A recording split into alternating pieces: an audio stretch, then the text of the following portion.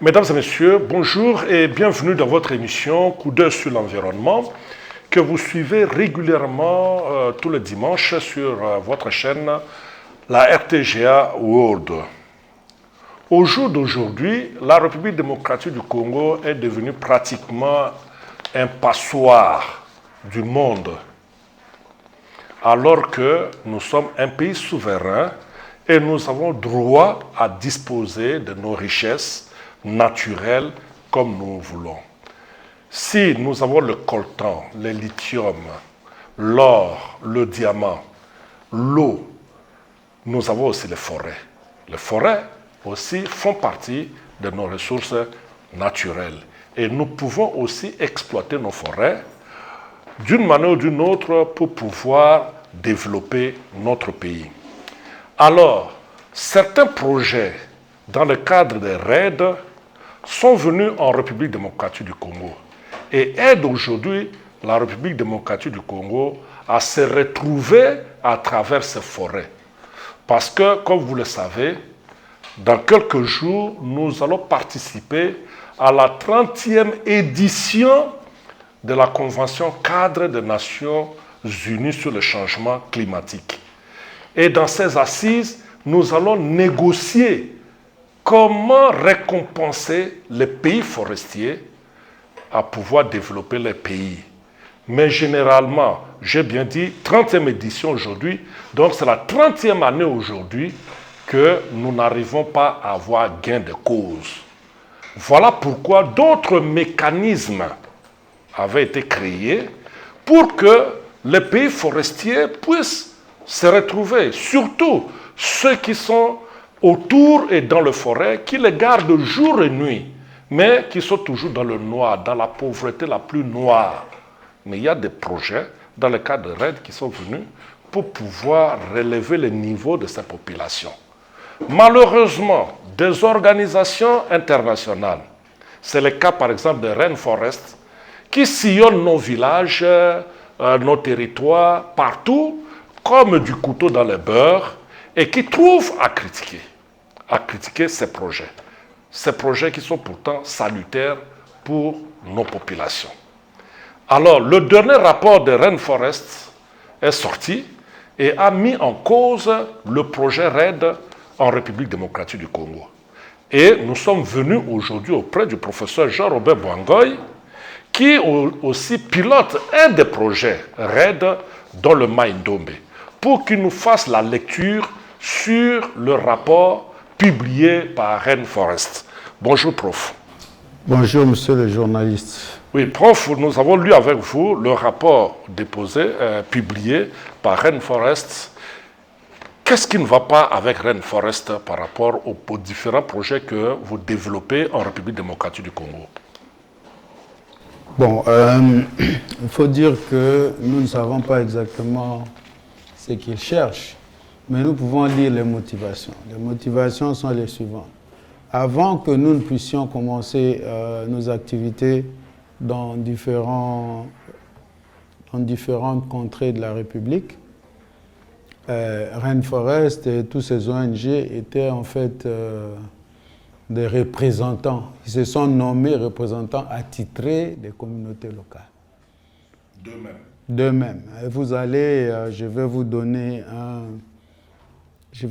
une vidéo dans laquelle M. Joe Essen, qui est le patron de Rainforest, dans un village au Mai-Ndombe, se déclare être représentant pour protéger les droits des communautés locales. On ne sait pas avec quel mandat. Alors,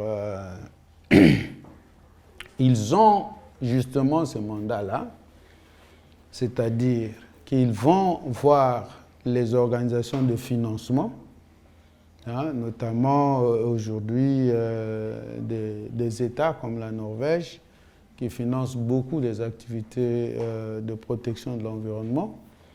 Et ils vont prendre de l'argent auprès de ces organisations au nom des communautés locales.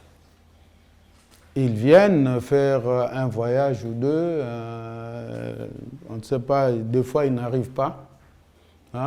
Fréquemment, ils n'arrivent pas sur le terrain, ils arrivent à Kinshasa, ils posent quelques questions, Hein, il donne quelques miettes à quelques ONG locales qui, eux aussi, font la fameuse pratique que nous appelons télévision. Nous sommes à la télévision, mais en fait, il y a une pratique que chez nous, les forestiers, on appelle télévision, qui consiste à faire en sorte qu'on n'arrive pas là où on va.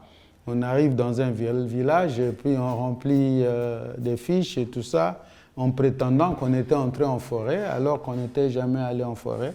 Et puis on revient, bon, vous savez, à beau mentir qui vient de loin. Donc on revient avec un rapport et vous allez voir exactement ce qui se passe dans tous ces rapports-là. Et eux, voilà, leurs organisations vivent de cela. Et ce n'est pas vraiment surprenant de les voir s'attaquer à ceux qui vont sur le terrain, qui travaillent, qui vivent avec les communautés, qui font un effort important pour que ces communautés-là puissent au moins vivre justement des ressources naturelles qui ont été à leur disposition depuis les ancêtres. Donc, je pense que c'est ça, c'est facile de comprendre, c'est facile de comprendre. Nous sommes bel et bien dans leur plate-bande. Ils ont été là pendant des dizaines d'années et vous ne pouvez pas me montrer un seul souvenir de tous les millions de dollars que Rainforest reçoit de tous les bailleurs de fonds internationaux. Vous ne pouvez pas voir une trace de ces millions de dollars sur le terrain, ici en République démocratique du Congo. Et si ce que je dis n'est pas vrai, je vous mets, à vous, journalistes, au défi, je mets Rainforest au défi. Nous pouvons aller sur le terrain voir ce qu'ils ont fait. Et dans le cadre de ce rapport ici, j'avais soulevé notamment, ils ont critiqué nos forages, par exemple, mais nos forages fonctionnent tous. Mais eux, ils avaient fait un forage qui n'avait fonctionné que pendant 2 semaines. Et vous pouvez demander combien d'argent ils avaient obtenu pour faire ce forage-là. Et nous pouvons aller avec vous au village de Ibali, vous allez voir le forage de Rainforest qui est là, qui n'avait fonctionné que pendant 3 semaines et qui n'a plus jamais fonctionné jusqu'à aujourd'hui. Allons un peu mollo pour bien comprendre un peu le souci de Rainforest. Rainforest reproche au projet RAID de la République démocratique du Congo des irrégularités dans les attributions de concessions forestières. Qu'est-ce que vous répondez? Bon, Rainforest n'a jamais présenté clairement des éléments qui indiquent qu'il y a des irrégularités dans les attributions des concessions forestières. Je vais aller droit au but avec vous. Nous avons la concession de Era Congo qui est là depuis 2011. Depuis 2011, Rainforest avait prétendu que Era Congo n'a jamais fait de clip, donc n'a jamais obtenu le consentement libre, éclairé, préalable de la part des communautés. Et ceux qui sont plus intelligents, une organisation qui était beaucoup plus intelligente et plus sage, c'était le FPP. Nous avons invité le FPP sur le terrain. Nous sommes allés, nous avons fait une mission conjointe avec le Forest People Program sur le terrain. Et nous avons montré à Forest People Program comment nous avons effectué le clip. Et Forest People Program était convaincu du fait que nous avons effectivement travaillé et obtenu le clip, mis en place des CLD de manière indépendante. Dans le rapport ici, prenons le clip, si je dis le reproche qu'on a fait à Era Congo, ils ont prétendu que depuis qu'on avait fait le clip il y a plusieurs années, on n'a jamais recontacté les communautés locales pour voir s'ils consentent encore au projet aujourd'hui. La consultation est suffisante. Voilà. Maintenant, ce qui est absolument faux, parce que nous n'irons pas loin, nous irons ici dans mon bureau et je veux vous montrer que dans le cadre de ERA Congo, et ce sera le cas dans le cadre de tous nos projets, nous consultons les communautés chaque fois. Donc, au mois de décembre, nous avons chaque année des documents pour lesquels les communautés renouvellent leur consentement au projet. Ils signent chaque année. Et je veux vous montrer les documents de 2024, on va vous montrer les documents de 2023 et j'en passe. Donc, ce sont des inventions. Ils sont dans leur bureau, ils inventent des histoires, ils écrivent dans les rapports parce qu'ils savent que, voilà, nous sommes des sans-voix. Hein, nous sommes des sans-voix, nous ne pouvons pas répondre à leurs histoires. Et lorsque moi j'ai discuté avec eux, vous savez ce qu'ils ont fait pour ce rapport ici? Ils ont écrit le rapport, fait leurs commentaires, repris des mensonges. Après, ils ont pris mes réponses pour les mettre en annexe. Ça, c'est une manière tout à fait malhonnête de pouvoir présenter les choses. Parce que les gens ne vont pas lire les annexes pour voir les questions qui ont été posées, les réponses que moi j'avais données. Pendant que vous prenez vos questions, vous les reprenez dans le corps du rapport, vous prenez mes réponses pour les mettre en annexe. C'est très malhonnête, n'est-ce pas? Voilà. Est-ce que, en termes, vous êtes journaliste, est-ce que c'est comme ça que vous pouvez faire lorsque vous êtes en dialogue ou en discussion avec quelqu'un? Non. Mais parmi aussi les griefs, selon l'article 92 du Code forestier, on reproche aussi au projet RED, parce que moi je ne parle pas seulement de ERA Congo, puisque quand REN Forest a publié son rapport, il a publié en général. Et aussi ERA Congo est concerné, puisque ERA Congo, ils ont cité la province dans laquelle travaille ERA Congo.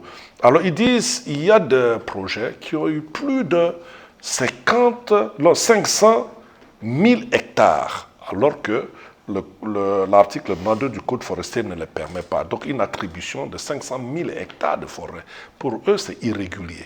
Vous savez, lorsqu'on veut mentir, on crée un panier à crabes. Hein? Donc ce qu'ils ont fait, c'est créer un panier à crabes. Ils ont cité, par exemple, je ne veux pas parler de ERA Congo, ils ont cité un projet qui s'appelle KMS, hein, d'une entreprise indienne. Ce projet-là, ce sont des Indiens qui sont arrivés dans les villages. Ils sont arrivés dans un village X, ils discutent avec les communautés, ils disent « Nous faisons un projet RED, vous voulez signer ?» Les gens signent au village, tout ça, et ils ont comme ça fait signer des villageois pour 72 millions d'hectares. Dites-moi honnêtement, entre nous, vous êtes journaliste, un tel document a quelle régularité, quelle légalité, pour qu'il soit compté comme projet RED? Hein? Vous connaissez, ils connaissent le code forestier. Est-ce qu'en vertu des articles, avant d'arriver à l'article 92, en vertu de quel article du code forestier un individu peut se trouver dans un village, signer des documents avec des villageois et prétendre avoir le droit d'exploiter cette forêt ou de la conserver? En vertu de quel article du code forestier? Mais ils n'ont pas relevé le fait que ce sont des individus qui sont allés dans des villages, hein, et qui n'ont obtenu aucun document légal. Voilà, il y a deux procédures pour obtenir deux façons d'obtenir des concessions forestières, soit par un arrêté du ministre ayant les forêts dans ses attributions, soit par un arrêté du gouverneur en ce qui concerne les concessions forestières des communautés locales. Lorsqu'un individu vient chez vous et il vous dit que non, moi j'ai obtenu les signatures de M. Y, M. Z du village X et du village Y, donc j'ai une concession forestière. Vous le prenez au sérieux? Mais justement, ces gens ont envoyé tous ces documents à VCS pour faire valider leur soi-disant projet de conservation. Et le secrétaire général à l'environnement a écrit à VCS pour lui rappeler les conditions d'attribution des concessions forestières et dire que ces gens-là ont obtenu des documents qui n'engagent qu'eux-mêmes. Ils n'ont aucun document légal. Et ces documents-là, ce fameux projet RED-là, est repris dans le rapport de Rainforest, comme pour dire que Rainforest ne sait lire qu'un article du Code forestier. Ils ne savent pas lire la totalité des articles du Code forestier. Ils ne savent pas comprendre ce que voudrait dire attribution forestière. Alors, s'ils ne comprennent pas ce que veut dire attribution forestière, déjà, en vertu de quels principes peuvent-ils venir se faire prévaloir le droit de défendre des communautés locales? Parce qu'ils ne savent même pas lire le basique de la loi. Ils ne savent pas lire ça. Oui, ils ne savent pas lire vraiment l'ABC même de la loi de la République démocratique du Congo. Mais ils disent que le projet carbone forestier que vous développez en République démocratique du Congo cause des préjudices sociaux. C'est-à-dire, je lis textuellement ce qu'ils ont dit, parce que ça sape la cohésion sociale et exacerbe les risques de conflits intra- et intercommunautaires, d'appropriation par les élites et de violation des droits de l'homme. C'est-à-dire que vos projets ne créent pas de cohésion entre les communautés. Bon, d'abord, il faut dire que pour le moment, en termes de RED+, et de projet RED+, il n'y a qu'un seul projet RED+, validé en République démocratique. Un seul. Et ce projet RED+, c'est le projet Maindombe RED+. Il y a un deuxième projet qui est en cours de validation pour l'instant, et il y a quelques projets. Il y avait le projet déjà de Isangi. Eux-mêmes ont reconnu qu'il n'y avait que 3 acteurs en République démocratique du Congo qui ont développé des projets qui ont pu vendre sur les marchés internationaux. Alors, qu'ils nous montrent maintenant quels sont les conflits qui existent entre des projets qui n'existent pas encore. Ce sont des projets, la plupart des projets sont encore sur papier, ils n'existent pas encore. Vous voyez? Et ces conflits qui existent entre les communautés, où sont ces conflits? Nous savons que, par exemple, et je peux citer même des noms, Rainforest a intentionnellement créé un conflit dans notre concession entre les villages d'Ilé et de Mankaba. Je cite, dans les villages d'Ilé et Mankaba, leurs envoyés dans les lieux créaient des conflits entre ces deux communautés-là. Et lorsque nous avons... Oui, c'est Rainforest, c'est un envoyé de Rainforest. Et lorsque nous avons réussi à réconcilier ces communautés Le monsieur en question est venu nous poser la question de savoir comment nous avons fait pour que ces communautés puissent se réconcilier. Tozalaki penza na esengo ebele na côté à projet parce que tout le monde a qui projet oyo ya red eza déjà na ba quelque chose où c'est marqué déjà na mboka na biso. Puis tout le monde école, tout le monde a ba jardin et puis tout le monde a pe quelques personnes na biso baza pe quand même ba travailleurs na kati ya projet oyo. Yango et c'est pelisaki biso par rapport na bato tout le monde a qui ba ekosala masolo bayelaki biso aka kotuna makambo nini ere esali awa eza kosalela bino nini yango nga mpo na ngai réponse na ngai epa na bango nayesaki kaka bango na bino biso lokola tozali awa na kesenge toyebi ke ere aza kosala atongeli biso ndako pesi biso bajardin tozolona matungulu nani tomate nsolo babiloko wana ya koloni Mona tozia yera tosepe nango kaka asisa biso ba makambo ya biso tozomona pasi ya tozana yango lokola si supporta biso na ba traitement asala pe école ici là-bas na bazana bonne volonté à Gotang. Vous voyez? Donc nous au contraire nous savons que ce sont eux. Et vous imaginez ce qui s'était passé à Mbandaka. Hein? Le conflit qu'il y a eu à Mbandaka autour des tourbières. Est-ce que ce sont les projets RAID qui ont créé ce conflit? Il y avait un conflit ouvert entre WWF et Greenpeace. Vous savez, à Mbandaka, qui opposait maintenant les communautés pygmées et les communautés bantoues.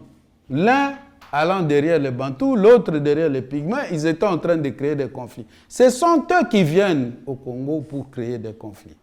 Et vous allez voir, je n'accuse pas monsieur Hissène pour l'accuser. Je vous donne la vidéo dans laquelle M. Hissène se présente dans un village. Lui qui est représentant des communautés. Il arrive dans un village et il ne va pas voir le représentant de ce village, le chef du village. Il organise, je ne sais pas si c'était cartographie participative ou critique de projet RAID, on ne sait pas. Vous allez vous-même apprécier ce que les communautés vont dire. Vous allez voir M. Hissène lui-même, personnellement. Et ils arrivent là, ils sont dans la salle de classe. Ils veulent commencer les activités. La population dit que nous ne pouvons pas commencer les activités tant que le chef n'est pas informé. Et il commence à appeler le chef du village et le chef arrive. Le chef arrive, il se fâche. Hein? Il se fâche, il crie sur eux. Hein? Et après, vous savez ce qu'on fait? On lui donne des billets de banque. Il n'y a pas ces années, il n'y a pas ces années. Sorti Malouba et Baki, tu as fait un conseil à Baki, Bongo Tia Bato Néré. Bongo Tia Bato Néré, Bongo Tia Bato Néré, Bongo Tia Bato Néré, la terre, Bongo Tia Bato Néré. Soit il faut ça il m'a tête et vous savez la ça il m'a peu au thé. Quand on est deux au fan à part commandant na muta tu là. Ne bezo au fan ya wa batumi balé on va que non pour que pas chef peut tout que tête ni quoi. Soit une termination avec Patrick à tout temps ba kakao. Bon ma belle abino ngapela na to ko kanga bo c'est période peut-être bon ani. Bino tu bezo commander à wa bino. Pour bolembi singa ba téléphone à nous bolembi singai. Bolembi singai. To bo pota kingai tema bozo mo sa mpasi akina mposa te. Sila dubo zo ko mo so mitandia wa na libanda na kati awa. On lui donne des billets de banque. C'est de cette manière que Hissène va chercher l'information. Vous considérez ça comme une corruption? Je ne sais pas. Vous allez apprécier. Je vais vous donner la vidéo. Vous allez apprécier vous-même. Je ne veux pas aller dire que c'est corruption. Ce n'est pas corruption. Mais les gens qui vont voir ce qui est là, le monsieur est en train de parler en lingala. Hein, tout le monde peut se procurer une traduction en lingala. Vous allez voir ce qui s'est passé.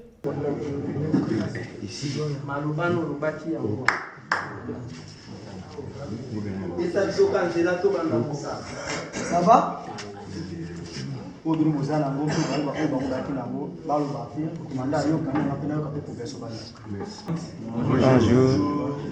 Je m'appelle Joe Eisen. Je suis un Anglais. Je travaille pour une ONG internationale qui s'appelle the Rainforest Foundation. On travaille pour les droits, défendre les droits de la communauté locale forestière en RDC.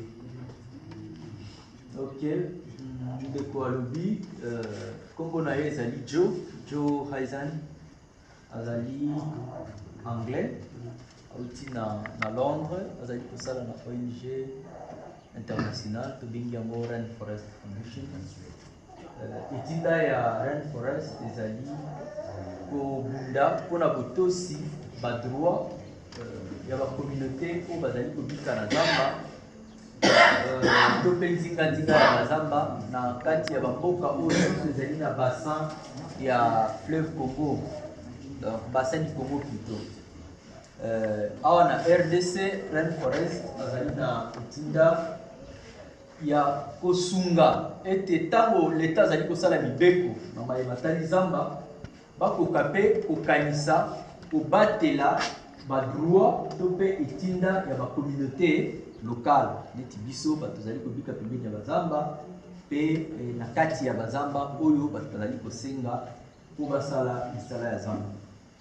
Nakanisi mokolo ya lelo toye epai na bino po ete tosolola na bino na mayematali red. Tosolola na bino na mayematali red. Tozali na mituna mine. Mituna mine na mayematali red ndenge tolobi Rainforest mosala na ye ezali kosunga bayimboka mpona kobatela badroit na bango, kotombola mpe badroit na bango ntango bato bazali kosala misala ya zamba. Na réunion ya lelo tolingi tolobela nde red lokola moko ya misala oyo ezali kosalema na bazamba ya bayimboka. Na kati ya lisolo ya lelo tozali na mituna mine ndenge nalobi. Motuna ya liboso tokolinga koyeba lolenge nini bayimboka bazali kososola oyo tozali kobenga red. Mpona bayimboka red ezali nini? Ya mibale ezali tokolinga koyeba ntombwa nini red ememi na ngambo na biso oyo tomoni ke ntombwa yango oyo red ememeli biso mpe to eloko nini oyo tokoki komona ke ezali kokitisa mwa moke oyo red amemi ya malamu epai na biso to mpe oyo tokoki komona ke ezali malamu te lolenge ezali kosalema na cadre ya red mpe ya suka ezali kosenga na biso bandeko moko na moko tozali na oyo esika kopesa ya biso barecommandation to mpe baatente oyo tozali na yango oyo tokoki kotinda esika bandeko mosusu bazali na mikili ya poto to na niveau ya bakonzi na niveau ya Kinshasa oyo tomoni ke bakoki kobongola ntango bazali kosala red. Bon, finalement, le monsieur leur dit, bon, ça va, vous pouvez commencer vos activités. À la fin des activités, la population ne comprend rien. Ils viennent demander, mais qu'est-ce qu'ils sont venus faire? Ils sont venus critiquer le projet RED. Et ils se disent, mais vous êtes venus avoir une réunion dans la salle, dans la salle de classe dans un bâtiment construit par le projet RED+. Et vous n'avez construit, hein, vous n'avez même pas construit une toilette dans notre village. Hein, et vous venez critiquer ceux qui ont quand même fait quelque chose. Voilà, les gens ne sont plus bêtes. À l'époque, ils allaient pour créer des séminaires, des sensibilisations, ceci, cela.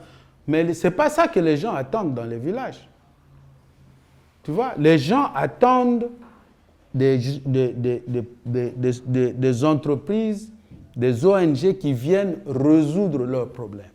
Et lorsque nous allons dans les villages, nous allons à la rencontre de ces communautés pour résoudre leurs problèmes. Voilà pourquoi ces gens-là, ils nous aiment.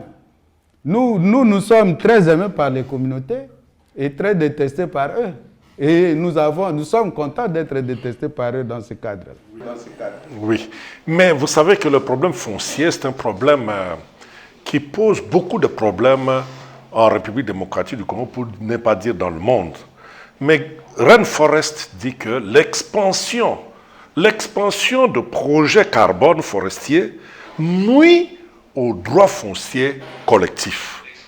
Est-ce que dans votre projet, est-ce que vous avez connu un problème foncier? Voilà. Encore une fois, Rainforest a sa propre lecture de la loi. Vous voyez, Rainforest a sa propre lecture de la loi. En République démocratique du Congo, les terres sont domanialisées, vous le savez. Et que, notamment en ce qui concerne le code forestier, l'article, je pense que c'est l'article 40 ou 38, donne le droit exclusif aux communautés locales de pouvoir travailler dans les endroits où ils travaillent traditionnellement. Vous voyez? Ça, c'est la première des choses. La deuxième des choses, c'est que nous n'avons jamais eu... Ils ont créé ce conflit-là. Ils ont essayé, à l'époque d'ailleurs, de se mettre ensemble avec les exploitants forestiers pour nous poser des problèmes dans les villages en disant que nous allons les interdire d'aller faire la chasse, d'aller faire la pêche et tout ça. Et ils sont revenus sur ça dans leur rapport. Et on reviendra plus tard. Alors que les projets RED+, ne sont pas des parcs nationaux. Vous savez qu'un projet RED n'est pas un parc national. Donc, les terres continuent à appartenir à l'État, qui nous donne en concession, comme il donne aux exploitants forestiers, pour un usage précis, qui est la conservation, et que cette conservation-là se fait en synergie avec la population, parce que nous ne pouvons pas les interdire de déboiser. Mais nous sommes pénalisés tous collectivement, nous sommes pénalisés lors de la vérification. Lorsqu'on trouve que nous avons eu une plus grande déforestation, on nous décote, on perd de l'argent. Vous comprenez? Donc, nous perdons collectivement avec les communautés et aujourd'hui les communautés ont compris. Nous aussi, nous avons compris la cause de la déforestation et c'est pour ça que nous aidons les communautés à pouvoir arrêter la déforestation. Nous n'avons pas... Vous avez été sur le terrain, vous avez vu dans quel village où nous avons des écogardes qui interdisent aux populations d'utiliser la forêt. Mais on peut regarder, vous pouvez regarder dans les cartes, dans les images satellites. Ils peuvent mentir à tout le monde, mais les images satellites montrent que même si nous avons dit que nous protégeons la forêt primaire, il y a une expansion de la déforestation vers la forêt primaire qui est faite par les communautés.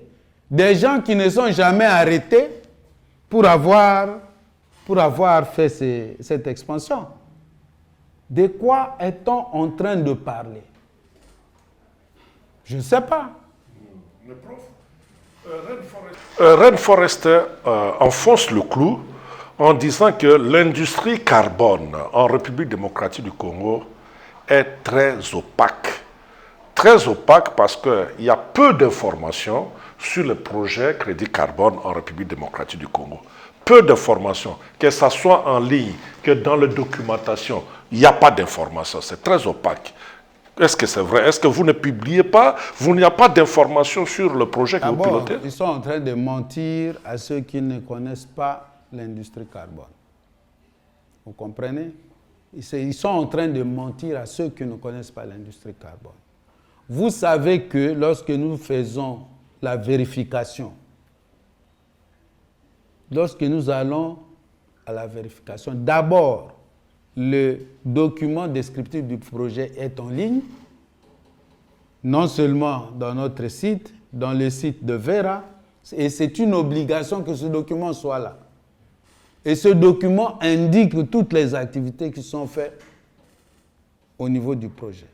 Deuxièmement, à chaque vérification, les nouvelles activités sont mises dans le document de vérification. Vous voyez? Et ce document de vérification est public. Et on appelle aux commentaires publics, on appelle aux commentaires pendant 1 mois. Et Rainforest est informé du fait qu'il y a des commentaires publics. Ils élisent de ne pas faire de commentaires. Vous voyez? Ils élisent de ne pas faire de commentaires pour après dire que c'est opaque. C'est quelle opacité? Ce qui est opaque, c'est ce qu'eux, ils font. Hein? Lorsque moi, je vais vous donner les commentaires, les vidéos montrant les commentaires des villageois, vous allez voir les faces de ces villageois-là. Mais lorsque Rainforest parle des villageois, il n'y a aucune référence. Vous voyez? Et c'est justement un document interne de Rainforest qu'il met dans son site, qu'il n'est jamais vérifié par personne. Il n'y a que le seigneur Joe Esten qui connaît. Il n'y a personne d'autre qui connaît la vérité dans ça. Oui. C'est ça l'opacité. C'est l'opacité. Oui. Mais le projet RAID, c'est aussi le partage des bénéfices, partage de fruits, de vente de crédit carbone. Mais Rainforest dit qu'il n'y a pas d'avantage, il n'y a pas de preuve d'avantage de crédit carbone sur le terrain. Sur le terrain, on ne voit rien. C'est nul. Je reviens pour dire qu'il n'y a qu'un seul projet. Il n'y a que 3 projets qui ont vendu des crédits carbone en République démocratique du Congo. Et Jadora a retiré son projet. Donc, il reste véritablement le projet Maindombe.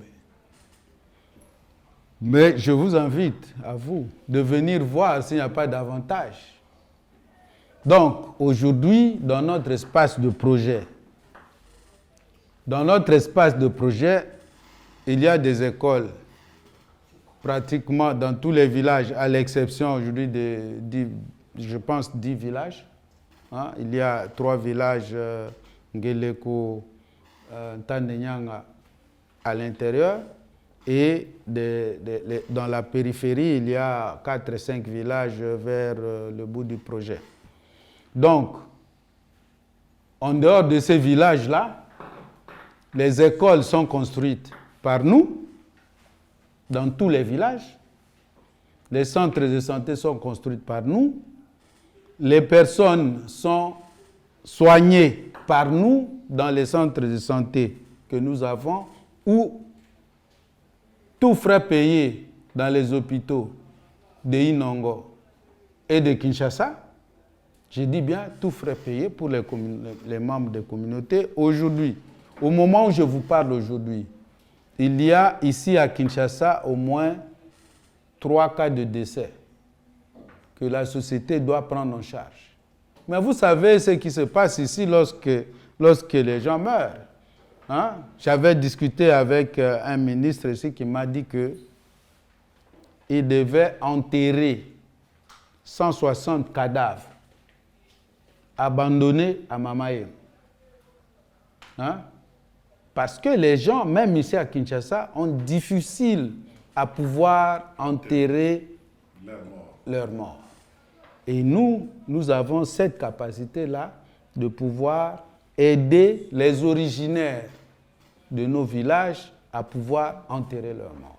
Nous le faisons. Aujourd'hui, nous avons 3. Je ne peux pas vous dire ce que nous avons fait il y a 2 semaines, il y a 3 semaines. Vous voyez? Donc, les avantages pour nous sont très visibles. On n'a même pas il n'y a même pas de... Nous avons des choses qu'on ne met pas dans la poche. Hein? Une école que nous avons construite, on ne la met pas dans la poche. Hein? Un centre de santé qu'on a construit, on ne met pas dans la poche pour aller avec. Donc, les gens qui vont dans les villages, ils voient les forages, ils voient les écoles et tout ça. Et vous savez quoi? Ils disent à la fois la chose de son contraire. Ça veut dire quoi? Ils nous disent que vous avez construit l'école dans tel village, mais vous n'avez pas encore mis le plafond. Allez dans leur rapport. Vous avez construit, donc les 3 villages qui sont allés visiter, ils ont trouvé que nous avons construit des écoles. Mais il y en a 2 dans lesquels ils ont dit que nous n'avions pas encore mis de plafond. Il y a des bancs, il n'y a pas de bancs, il n'y a pas de plafond, il n'y a pas de latrines. Ils veulent que nous puissions construire aussi des latrines dans les villages. Nous les construisons, ce n'est pas à leur demande. Vous êtes allé à l'école de Mbale, vous avez trouvé des latrines modernes. Nous sommes en train, mais d'abord, nous voulons construire des écoles, hein, parce que les enfants étudient sous les feuilles des rameaux. Nous voulons d'abord mettre fin aux feuilles de rameaux. Après, nous allons maintenant construire des latrines pour chaque école. Vous voyez? Donc, quand ils reconnaissent que, voilà, vous avez construit une école à tel endroit, vous n'avez pas encore mis les plafonds, ceux qui construisent, ils reconnaissent qu'il y a des bénéfices qui sont tangibles. Et puis, je veux vous dire, vous le savez, vous allez voir les communautés. Nous payons les salaires des enseignants dans chaque village. Ils ont vu ça. Nous payons les salaires. Ça coûte combien par mois? Les salaires de tous les enseignants non payés, non mécanisés. Ça coûte combien? Vous voyez? Il n'y a même pas une entreprise minière qui fait ce que nous faisons. Et pourtant, les mines, c'est vraiment le poumon de l'économie congolaise. Mais ce que nous faisons, même les miniers ne le font pas. Alors, prof, mais Rainforest dit que voilà, ils ont révélé plusieurs faiblesses dans les principaux standards de certification. Les méthodologies de comptabilité carbone défectueuses, conflits d'intérêts potentiels entre les entreprises et les organisations de certification et la volatilité de prix dans les pays à gouvernance faible comme la RDC. Et il demande que Vera doit procéder à une vérification indépendante. C'est-à-dire que quand Vera vient faire la vérification, il n'est pas indépendant. Peut-être que vous le soudoyez à faire un rapport en votre faveur. Est-ce que cela est vrai? Moi, je ne sais pas. Vous savez, je ne connais pas une seule personne à Rainforest, hein, qui est scientifiquement qualifiée pour critiquer les standards. Je ne connais pas une seule personne.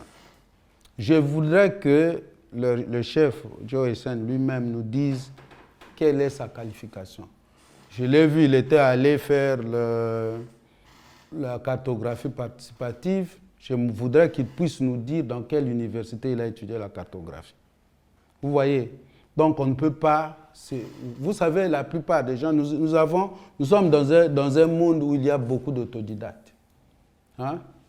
Moi, pour dire que je suis ingénieur géospatial, j'ai passé X nombre d'années, hein, d'études pour devenir ce que je suis devenu. Vous voyez? Et je ne peux pas aujourd'hui me permettre d'aller critiquer les journalistes que vous êtes, hein, sur la méthodologie du travail des journalistes. Il faut que je sois moi-même journaliste pour que je le fasse. Alors, vous critiquez des gens sans avoir de compétences requises. Vous voyez? Ça, c'est la première des choses. Hein? Donc, les méthodes de certification, à mon sens, ont été développées par des gens qui sont compétents dans leur domaine. Et nous voyons comment nous faisons ce travail-là sur le terrain avec ces vérificateurs. Quand ils viennent, ceux qui viennent, les forestiers sont des vrais forestiers qui ont des diplômes universitaires et je ne vois pas comment on peut les soudoyer. Quand quelqu'un vient vérifier les diamètres des arbres et que vous avez mesuré un diamètre de 85 cm, vous pouvez écrire 100 cm et lui, en tant que forestier, il va vous laisser faire ça. C'est ça qu'ils disent qu'on fait sur le terrain. Quand quelqu'un vient pour vérifier les activités en faveur des communautés, que vous n'avez pas construit une école à tel endroit, vous allez lui demander d'écrire que voilà, on a construit une école qu'on n'avait jamais construite. Vous mettez l'école en poche, et puis vous venez la poser là-bas, et puis après leur départ, vous la reprenez, vous mettez en poche pour la ramener ailleurs. Tout ça, ce sont des inventions. Hein. Vous savez, cette organisation-là m'a déçu. Voilà, j'ai interagi avec Mme Moretti et je croyais qu'elle serait un peu plus honnête pour reconnaître ce qui ne va pas, mais ils m'ont déçu. Prenons un exemple très simple. Ils ont prétendu dans leur rapport que nous avons construit un dispensaire à Bobo Lampinga qui n'est pas encore finalisé. Nous irons avec vous à Bobo Lampinga et vous ne trouverez aucun dispensaire construit à Bobo Lampinga. Ni par nous, ni par quelqu'un d'autre. Alors, les gens qui ont amené cette information-là, de construction de ces dispensaires-là, vous pensez qu'ils étaient vraiment dans les villages? Non, tout ce qu'ils racontent là, ce sont des âneries. Des âneries qu'ils racontent, mais ils proposent quand même des alternatives qu'ils disent positives de paiement pour les services environnementaux, PSE. En dehors du marché du carbone, pour eux, le marché carbone, c'est rien, mais des alternatives positives existent en RDC et pourraient être étendues. Des recherches à venir menées par Rainforest montrent que ces modèles sont plus efficaces lorsqu'ils sont ancrés dans des conditions favorables telles que la sécurité foncière des communautés, une gouvernance locale forte et de coûts de transactions réduits. Pour eux, c'est ça l'alternative. Comment vous voulez... Voilà, d'abord, l'alternative du PSE, c'est quoi? C'est qu'il faudrait qu'on arrête avec le marché du carbone, qu'on puisse faire business as usual. C'est-à-dire, Rainforest va auprès de la Norvège, comme ils sont en train d'aller là, et ils viennent avec l'argent. Ils prennent 80% qu'on met dans leur bureau de Londres, ils viennent avec 20%, ils vont aller soudoyer 10, 15, 20 personnes dans les villages, et ils disent que c'est ça le paiement pour services environnementaux. Pas de quantification, pas de rien. Et ils ne sont pas compétents pour ce genre d'activité. Ils doivent d'abord se munir des compétences à l'interne, se munir des compétences pour ce genre d'activité. Et nous ne sommes pas contre les paiements pour services environnementaux. Il y en a qui font les paiements pour services environnementaux. Vous avez vu des gens qui ont distribué, je vais vous donner un exemple, nous sommes dans un projet RED aujourd'hui à Bikoro. Nous avons trouvé des gens qui sont allés distribuer des palmiers à huile, des ceci, faites 10 hectares et tout ça, on va vous donner $55.